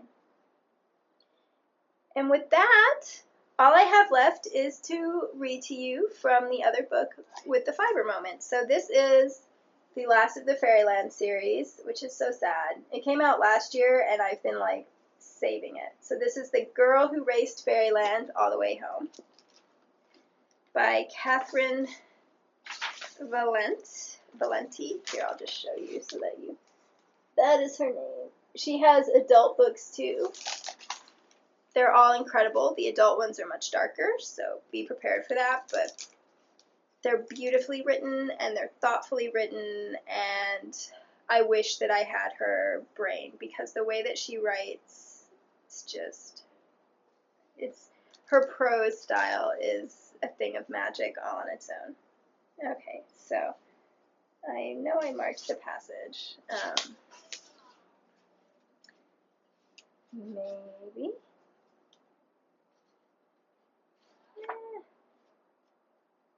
Yes, I marked 2 passages. That's why it took me a little bit. Okay, so all you need to know about this context is that Blunderbuss is a wombat who is the size of a rhino, and she is crocheted out of scrap yarn. She is a scrap yarn wombat, and she is alive. Okay. September went round to her hind foot and gathered up the loose yarn. Blunderbuss has just been injured. She pushed the half-scorched stuffing back into Blunderbuss's paw and began to crochet up the wound with her new wooden hook. She'd never crocheted a thing before. Her mother knitted. But suddenly it made perfect sense. She looked at Blunderbuss's leg and knew loads of stitches and tricks like she'd always known them. When she finished with the foot, she began on the long slash through poor Buss's flank. That was harder going, as she had no spare yarn to work into the split stitches. That was difficult. The emerald-colored smoking jacket, that's September's jacket, gave it a serious think and slowly spooled out some of its sash into a long green thread. September took it up gratefully and knotted it into place. The smoking jacket winced, but felt proud. And then she began working on the gouges Blunderbuss had taken on her other side. She packed in the stuffing without a word and only gasped a little when she saw the muscle of the scrap yarn wombat's heart peeking through. A rolled-up piece of notebook paper that read, "Dear Blunderbuss, please be wild and wonderful, ... She covered it with an extra half-treble stitch and then a bobble on top, so no one would ever again see her secret core. I love that. So yeah. You can tell that she is actually a fiber person when she writes knitting and crocheting and other things into books. It's frequently, I would say it appears at least once a book, so that just makes them extra fun. And that is all that I have for you this episode. Both Moth and Thistle have fallen asleep on the couch, so I will grab up Thistle so that we can say goodbye. Let's see, I might be able to get Moth. Hey, Moth. Hi, sweetie. You want to come over? You know what cats are like. They're like, why would you disturb my nap? Hi, sweetie. Come on. Come on. She's bringing the throw pillow with her. Hang on. Or the throw blanket. There's Moth, who does not like those kinds of snuggles. She likes to sit on you instead of being lifted up the way that Thistle will. But now you have seen them both.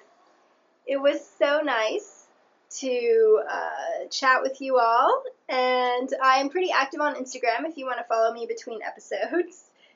I'm the charm of it there, as well as on Ravelry. I always enjoy getting to know new knitting friends. Instagram is easier for me than Ravelry, so that's probably the best way to get in touch, but feel free. And I'm always so grateful for all the comments on YouTube and the thumbs up and everything like that, because it just, I don't know. I started this podcast because I didn't have any knitting friends in real life, and I wanted to connect with the online community more, and it just boggles my mind how warm and welcoming the community has been. So it adds a lot to my life, and thank you for that. I will see you hopefully soon, although I can't promise. I did last week, but I should be able to record again next week. We shall see. And oh, I'm gonna wake him up again. I'm so mean. Goodbye.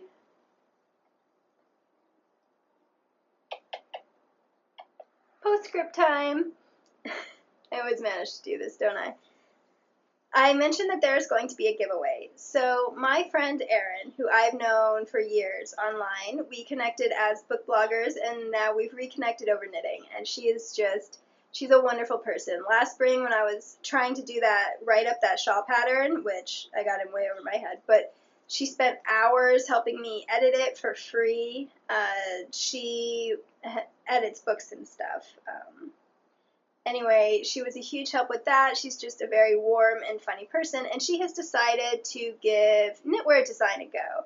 So her Instagram account for knitting is called Remade by Hand, and so that's like Remade by Hand Designs is her knitwear company, and so far her patterns have all been neckwear, and they're just beautiful.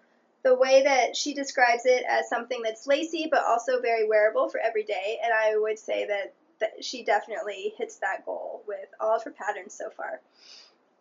And so one of her most recent patterns, she just released a new one, but the one before that is called the Understoried Scarf and Wrap. And as you know, I've recently got into knitting very large rectangular shawls, but it's kind of sad how few patterns there are for that style and shape on Ravelry. A lot of them are scarves, and they've got like that triangle bit, and I just prefer plain rectangles. So it comes in 2 sizes. This is the stole version. Isn't that beautiful? Hopefully you can see it. And I am going to be starting to knit this very soon. It's knit on the bias. When I was saying I've never knit a scarf on the bias before, but I'm really curious about it. And I've got my yarn, and I'm really looking forward to casting on with this. And I contacted Erin because I really want to help her succeed in her business. I think she's an awesome person, and I think that her designs are beautiful. And I asked if she would like me to do anything to promote her on the podcast because she's my friend. And so she has offered to give away a copy of the pattern. Full disclosure, she offered to give me a copy of the pattern as well, but I decided to go ahead and buy it because I want to support her. And it is a $6 pattern. If you subscribe to her newsletter, whenever she releases a new pattern, it's available for a few days for 20% off. I'm sorry that my nose is all red. That always happens on podcast episodes. Anyway, so that's really nice because that way you can get it at a bit of a discount in the beginning. And her patterns are tech edited by someone other than herself, and they're also test knit. And they are really beautifully formatted. I haven't knit this pattern yet. I'm going to start very soon, but since I bought it, I have already looked at it, and it's done in a way that is very, very readable and like print friendly, in that she made it so that the instructions are on different pages than the other stuff, so that you don't have to worry about printer stuff. And here I'll show you a page without the pattern. Maybe. Hopefully you can see that. So the formatting is just really crisp and clear. It includes directions for both charted and written instructions, so you can knit it however you like. And she includes like extras on her website with progress keepers and row counters and that kind of stuff, which I think is really neat. I probably won't use it because I tend to be, I don't know, I tend to just look at the pattern. But she is very available for that kind of pattern support. So, as I said, we are giving away a copy of the pattern, and I'll start a thread in my Ravelry group, and I'll include the link in the down bar. The reason I do it on Ravelry instead of YouTube is that Ravelry numbers comment, so it's just easier with random number generator. And the understoried wrap is, the name comes from, here, I'll just read. In a forest, the understory is the hidden part you don't see looking down from above. It grows beneath the main canopy of trees and can really only be seen from the inside. That's the source of inspiration for understoried's flowing leaf and branch motifs. But underneath that story is another deeper one. Each of us has our own understory, made up of the people behind the scenes who hold us up and the stories that make us who we are. Understoried is a tribute to this often hidden, always vital part of ourself. The design began life as a thank you for 2 people who supported me through a difficult season. The scarf for a friend and the wrap for my mother. It makes a wonderful gift for a special someone in your life, especially if you share the inspiration behind it with them. So that is what the name is from. Isn't that lovely? You can see why I'm friends with Erin, right? And so for the giveaway thread, here is the prompt. she would like to ask people to share a little piece of their own understories, either a person or a story or some kind of fact about your life. And obviously, we don't want to get into the invasive levels of personal details, but so only share what you're comfortable with, but just share something personal. And that's the only thing that Erin suggested for the giveaway, but because I want to really support her, I'm also going to have you go to her website and look at her designs and tell me which one you would knit first, just so that she gets a little more traffic. Friends are allowed to support each other like that, right? I know that usually I never use this podcast to push anything, but in this case, I just really want her to succeed, so if it helps, then I will definitely do that. So that is the giveaway. There are 2 parts. Tell us something about your own understory, something basically that supports you in your life, and go to her website, poke around a bit, and tell me either which design you would knit first or like something you found interesting about the website or her backstory, because she includes, a little biography and stuff. And that will be over in the Ravelry thread. It's just a pattern download, so obviously there's no worries about shipping. Anyone, anywhere in the world can enter, 1 entry per person, please. And you can be a group member or not. If you don't join groups, then feel free to just post as a guest, and I don't care. If you entered, you're watching the podcast. So, yeah. So that'll be fun. If you win, perhaps you want to knit along with me. And if you're interested in very beautiful knitwear with a designer who's very focused on making the process as enjoyable as the end product, so she's really catering to all kinds of knitters, really, then definitely check out Remade by Hand, and I will include a link to her website in the show notes. And with that, I can say a final farewell. I promise there will be no more postscripts this episode. Bye!